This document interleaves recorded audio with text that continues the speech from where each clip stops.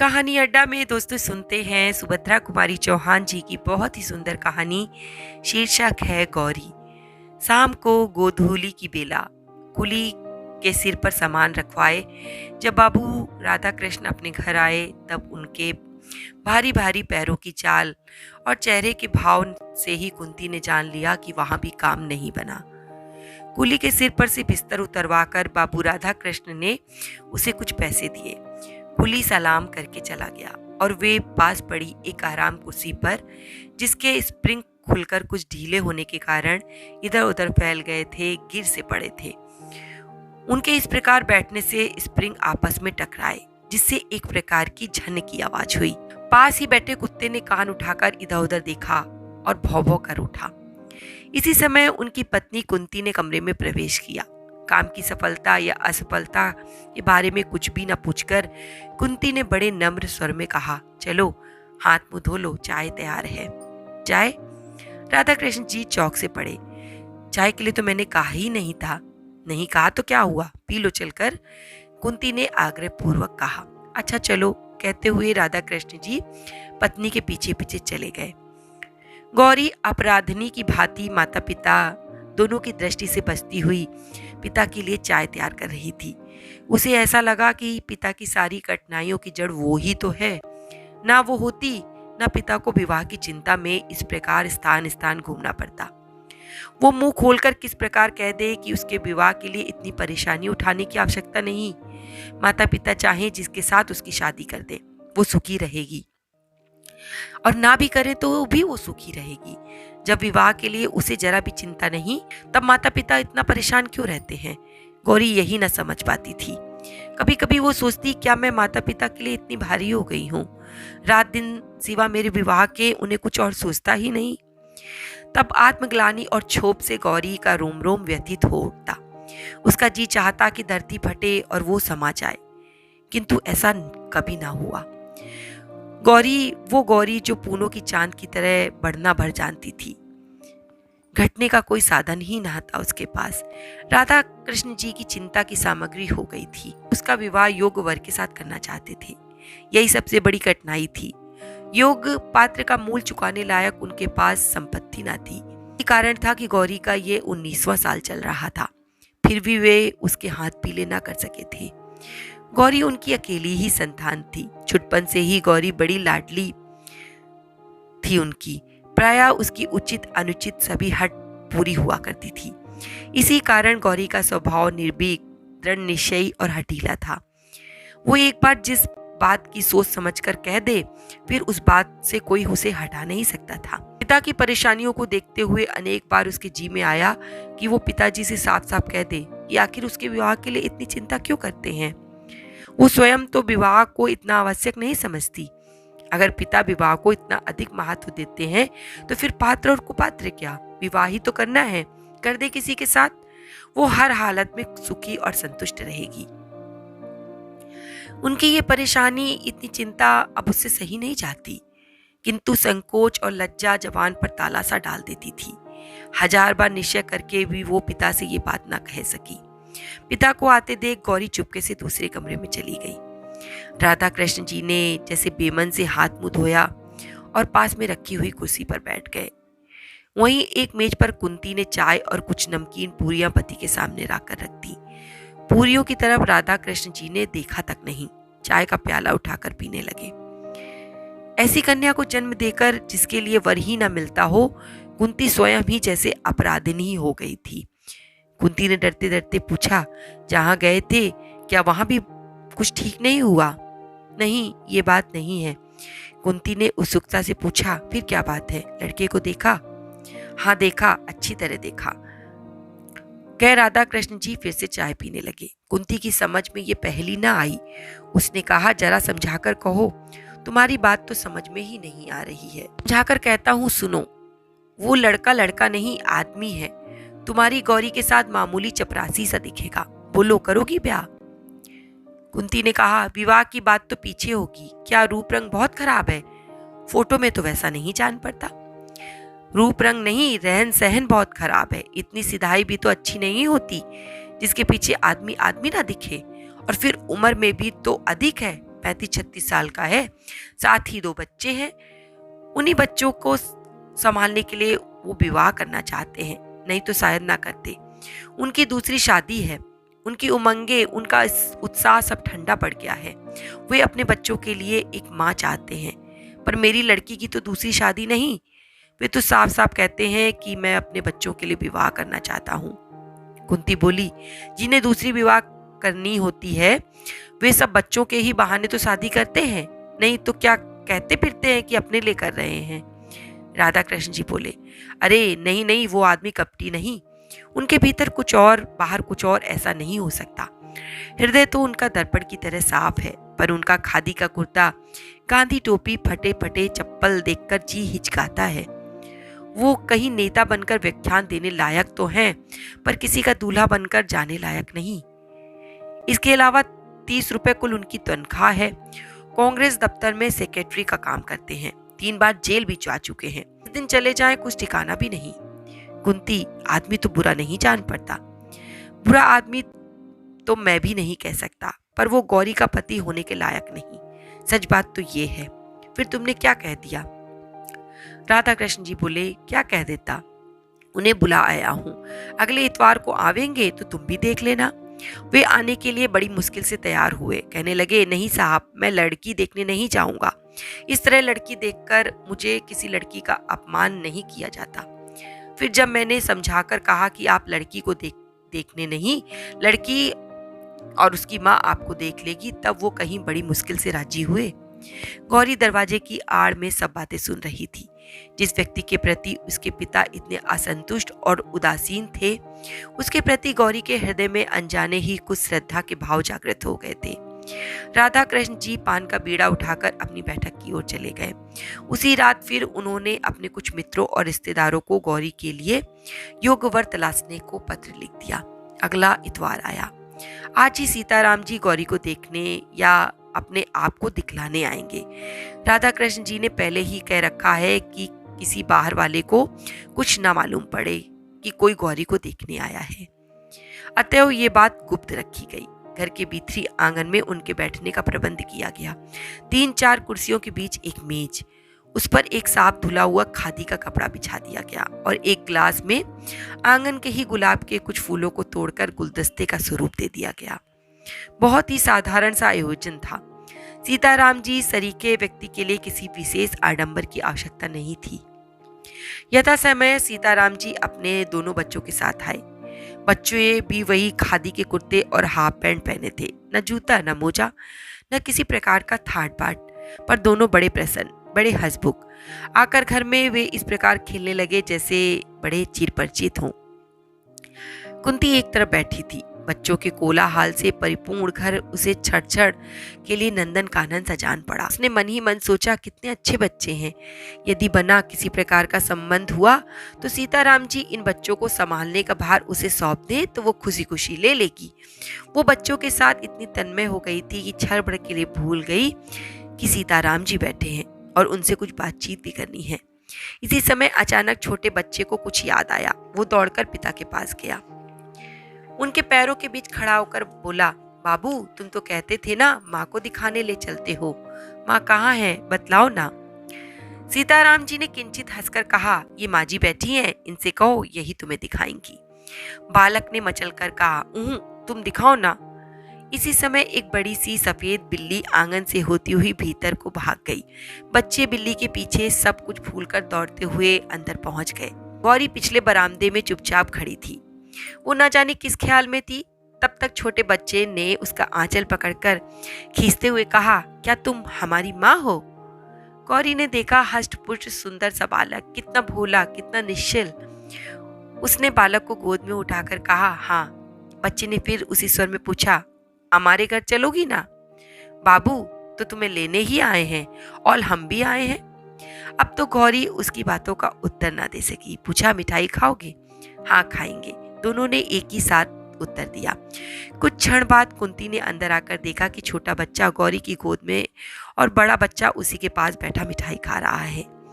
एक निश्वास के साथ कुंती बाहर चली गई। थोड़ी देर बाद ज्यों ही गौरी ने ऊपर आंख उठाई, उसके माता पिता दोनों को सामने खड़ा पाया। पिता ने स्नेह के स्वर से पुत्री से कहा, बेटा जरा चलो, चलती हो ना? गौरी ने कोई उत्तर न दिया। उसने बच्चों का हाथ मुंह धुलाया, उन्हें पानी पिलाया, फिर माँ के पीछे पीछे बाहर चली गई।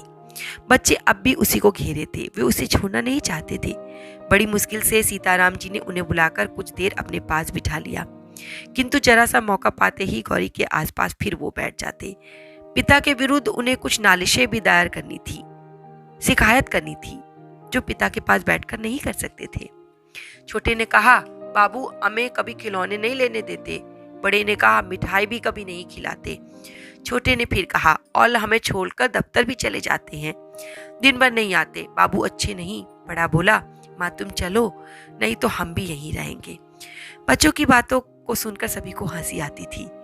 कुंती ने बच्चों से कहा, तो तुम दोनों भाई यहीं रह जाओ ना, बाबू को जाने दो, ठीक है ना? काफी देर हो गई। ये देखकर सीताराम जी ने कहा, समय बहुत हो गया है, अब मैं चलूंगा, नहीं तो शाम को ट्रेन नहीं मिल पाएगी। फिर राधा कृष्ण जी को देखकर कहा कि आपसे मिलकर बड़ी प्रसन्नता हुई।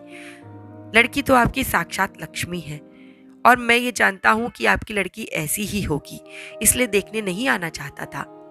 फिर कुछ ठहर कर बोले, और सच बात तो ये है कि मुझे पत्नी की उतनी जरूरत नहीं जितनी इन बच्चों को माँ की जरूरत है। मेरा क्या ठिकाना, आज बाहर हूं तो कल जेल में। मेरे बाद इनकी देखरेख करने वाला कोई तो रहना चाहिए। यही सोचकर विवाह करने को तैयार हो गया, अन्यथा इस उम्र में विवाह कहकर वे हंस पड़े। राधा कृष्ण जी ने मन ही मन सोचा, तो मेरी लड़की इन बच्चों की धाय बनकर जाएगी क्या? कुंती ने सोचा, कोई भी स्त्री ऐसे बच्चों का लालन पालन कर अपना जीवन सार्थक बना सकती है। गौरी ने मन ही मन इन महापुरुष के चरणों में प्रणाम किया और बच्चों की ओर ममता भरी दृष्टि से देखा, जैसे वो दृष्टि कह रही थी कि किसी विलासी युवक की पत्नी बनने के बजाय मैं इन भोले वाले बच्चों की मां बनना पसंद करूंगी। सीताराम जी के जाने के लिए प्रस्तुत देख बच्चे गौरी से लिपट गए। यदि राधा कृष्ण जी झूठ ही सही एक बार कह देते कि बच्चों को छोड़ जाओ, तो सीताराम जी बच्चों को छोड़कर निश्चिंत होकर चले जाते। परंतु एक ओर से जब ऐसी बात ना हुई, तो बच्चों को सिनेमा, सर्कस और मिठाई का प्रलोभन देकर गौरी से अलग कर कर वो ले जा सके। जाते समय सीताराम जी को पक्का विश्वास था कि विवाह होगा, केवल तारीख निश्चित करने भर की देर है। सीताराम जी उस पत्र की प्रतीक्षा में थे जिसमें विवाह की निश्चित तारीख लिख कर आने वाली थी। देश की परिस्थिति, गवर्नमेंट का रुख और महात्मा जी के वक्तव्यों को पढ़कर वे जानते थे निकट भविष्य में फिर सत्याग्रह संग्राम छिड़ने वाला होगा। न जाने किस दिन उन्हें फिर से जेल का मेहमान बनना पड़े। पिछली बार जब गए थे तब उनकी बूढ़ी बुआ थी, पर अब तो वो नहीं। ये कहारिन क्या बच्चों की देखभाल कर सकेगी? बच्चों की उन्हें बड़ी चिंता हो रही थी। बच्चे भी सदा मामा की रट लगाए रहते। उन्होंने फिर एक पत्र राधा कृष्ण जी को शीघ्र ही तारीख निश्चित करने के लिए लिख भेजा। उधर राधा कृष्ण जी दूसरी ही बात तय कर रहे थे। उन्होंने सीताराम जी के पत्र के उत्तर में लिख भेजा कि गौरी की मां पुराने ख्याल की है, वे बिना जन्मपत्री मिलवाए विवाह नहीं करना चाहती, अतएव आप अपनी जन्मपत्री भेज दें। पत्र पढ़ने के साथ ही सीताराम जी को यह समझने में देरी नहीं लगी कि विवाह न करने का केवल बहाना मात्र है, किंतु फिर भी उन्होंने जन्मपत्री भेज दी। जन्मपत्री भेजने के कुछ ही दिन बाद उत्तर भी आ गया कि जन्मपत्री नहीं मिलती, इसलिए विवाह नहीं हो सकेगा, क्षमा कीजिएगा।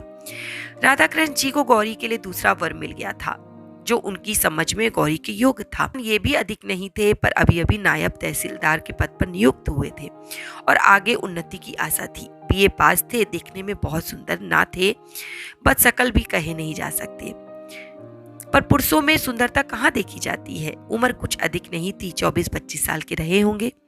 लेन देन का झगड़ा यहाँ भी नहीं था। पहली शादी थी और माँ बाप, भाई बहन से भरा पूरा परिवार। राधा कृष्ण जी इससे अधिक और क्या चाहते थे? ईश्वर को उन्होंने धन्यवाद दिया, जिसकी कृपा से उन्हें ऐसा वर गौरी के लिए मिल गया था। विवाह आगामी आषाढ़ को होना निश्चित हुआ। दोनों तरफ से विवाह की तैयारी हो रही थी। राधा कृष्ण जी बड़ी तन्मयता के साथ गहने कपड़ों का चुनाव करते थे। सोचते थे देर में शादी हुई तो क्या हुआ, वो फिर भी तो अच्छा ढूंढ ही निकाला है वर उन्होंने। कुंती भी खुश थी। उसकी आंखों में वो दृश्य झूलने लगता था कि उनका दामाद छोटा साहब हो गया है। बेटी दामाद छोटे छोटे बच्चों के साथ उससे मिलने आए हैं, किंतु बच्चों की बात सोचते ही उसे सीताराम जी के बच्चे तुरंत याद आ जाते। और याद आ जाती सीताराम जी की वो बात, बच्चों की देख रेख करने वाला कोई नहीं। फिर वो सोचती, ओह, दुनिया में और भी तो लड़कियां हैं, कर ले शादी, क्या मेरी गौरी ही है। इस प्रकार पति पत्नी दोनों ही प्रसन्न थे। पर गौरी से कौन पूछता है। उसके हृदय में ऐसी हलचल मची थी। रह रहकर उसे बच्चों का भोला मुंह और मीठी मीठी बातें याद आती, और साथ ही याद आ जाती सादगी की प्रतिमा सीताराम जी की। उनकी याद आते ही श्रद्धा से गौरी का माथा अपने आप झुक जाता। देशभक्त त्यागी वीरों के लिए उसके हृदय में बड़ा सम्मान था। सीताराम जी तो वीर बनकर देश के लिए अपने जीवन को उत्सर्ग कर रहे हैं। नहीं तो बीए पास करने के बाद क्या प्रयत्न करते तो उन्हें तहसीलदारी ना मिल जाती। मिलती क्यों नहीं, पर सीताराम जी सरकार की गुलामी पसंद करते तब ना। दूसरी ओर थे उनके होने वाले वर नायब तहसीलदार साहब, जिन्हें अपने आराम, अपने ऐश के लिए ब्रिटिश गवर्नमेंट से जरा से इंगित मात्र पर निरीह देशवासियों के गले पर छुरी फेरने में संकोच या हिचक नहीं थी। जिनके सामने कुछ चांदी के टुकड़े फेंक दिए जाते तो वो दुम हिलाते ब्रिटिश सरकार की तरफ। घृणा से गौरी का जी भर जाता था, किंतु उसके उन मनोभावों को जानने वाला कौन था। कोई भी तो नहीं था। वो रात दिन एक प्रकार की अव्यक्त पीड़ा से विकल रहती थी। बहुत चाहती थी कि उसकी माँ से वो कह दे कि वो नायब तहसीलदार से शादी नहीं करेगी, किंतु लज्जा से कुछ कह नहीं पाती थी। ज्यों ज्यों विवाह की तिथि नजदीक आई, गौरी की चिंता बढ़ती जा रही थी। विवाह की निश्चित तारीख से 15 दिन पहले एकाएक तार आया कि नायब तहसीलदार के पिता का देहांत हो गया है। इस मृत्यु के कारण विवाह साल भर के लिए टाल दिया गया।